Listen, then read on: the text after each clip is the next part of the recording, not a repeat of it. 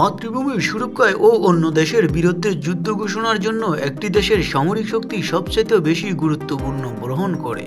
তাই বিশ্বের বিভিন্ন দেশের সামরিক শক্তি পর্যবেক্ষণ করে প্রতি বছর একটি তালিকা প্রকাশ করে সামরিক শক্তি পর্যবেক্ষক প্রতিষ্ঠান গ্লোবাল ফায়ার পাওয়ার। তবে সেই তালিকা অনুযায়ী চলিত বছর কোনো দেশ ছিল সামরিক শক্তির শীর্ষে। আজ জেনে নেব সেই তালিকার শীর্ষে থাকা দেশগুলো।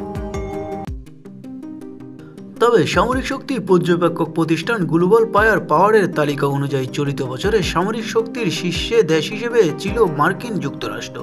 সামরিক শক্তি পর্যবেক্ষক প্রতিষ্ঠান গ্লোবাল ফায়ার পাওয়ারের এবারের তৈরি করা তালিকায় সর্বমোট 145টি দেশ স্থান পায়। সেই সব দেশের সামরিক শক্তির ক্ষমতার উপর ভিত্তি করে র্যাঙ্কিং করে উল্লেখ করা হয় দেশের নাম।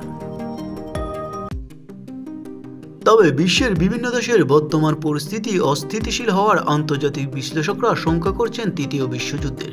এমন পরিস্থিতিতে বিশ্বের কোন দেশগুলো সামরিক শক্তির শীর্ষে অবস্থান করছেন, অনেকের মনে এমন প্রশ্ন উকি দিচ্ছে।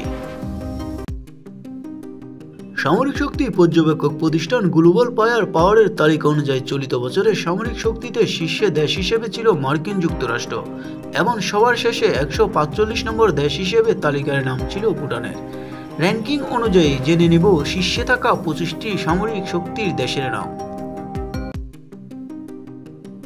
তবে প্রথম স্থানে আছে মার্কিন যুক্তরাষ্ট্র, দ্বিতীয় রাশিয়া ও তৃতীয় চীন, 4 ভারত, 5 দক্ষিণ কোরিয়া, 6 নম্বরে মার্কিন যুক্তরাজ্য ও 7 নম্বরে জাপান, 8 নম্বরে তুরস্ক, 9 নম্বরে পাকিস্তান, 10 নম্বরে আছেন ইতালি।